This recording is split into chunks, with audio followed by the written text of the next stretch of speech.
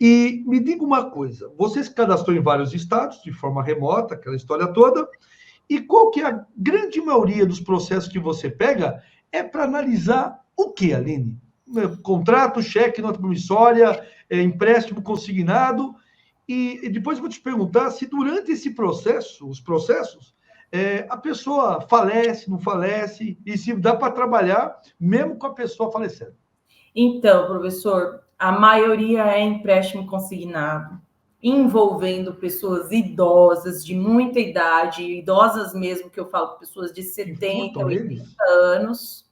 Sim, e durante o processo acontece, sim, do periciando, que é a pessoa que eu vou fazer a coleta da assinatura, falecer, que geralmente é o autor da causa. Geralmente essa pessoa, ela entra com o processo porque ela fala que não assinou, que não pediu esse empréstimo, né? Uma rede de fraudes.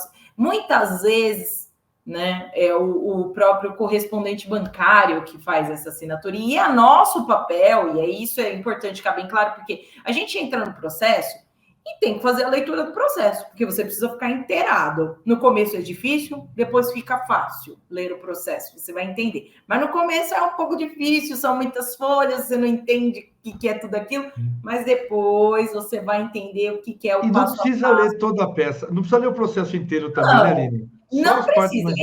Eu gosto de ler para eu ficar bem inteirada, mas não precisa. Hoje eu já consigo ir nas partes principais. Quando o juiz fala que as partes manifestem as provas que pretendam produzir, é aí que eu entro, que aí eles pedem. Então eu quero perícia grafotécnica, que vai ser uma prova produzida durante o processo, na presença do juiz, assegurando a ampla defesa e o contraditório, porque eles podem impugnar tudo mas impugnar com fundamentação, não pode chegar e falar, você atrapalhou o meu processo, que o juiz não vai dar nem atenção.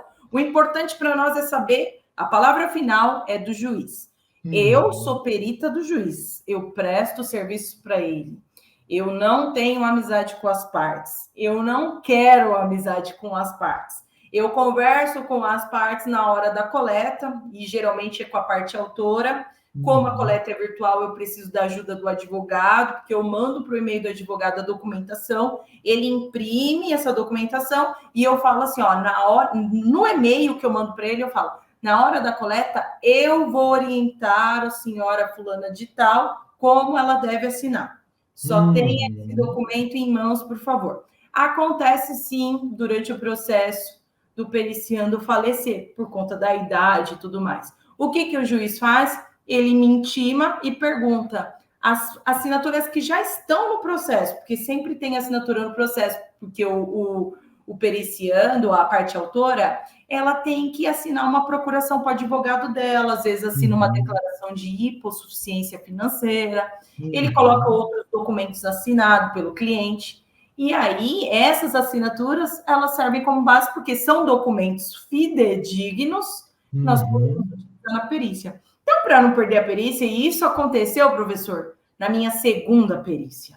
Ou seja, o periciando, aquele que você estava analisando, ele faleceu no seu segundo processo, enquanto você estava preparando a documentação, e eu aproveito e pergunto a você, parceira, essa coleta virtual, ela serve para quê? Só para deixar claro que está nos assistindo. E no curso, tem aula que a gente ensina isso?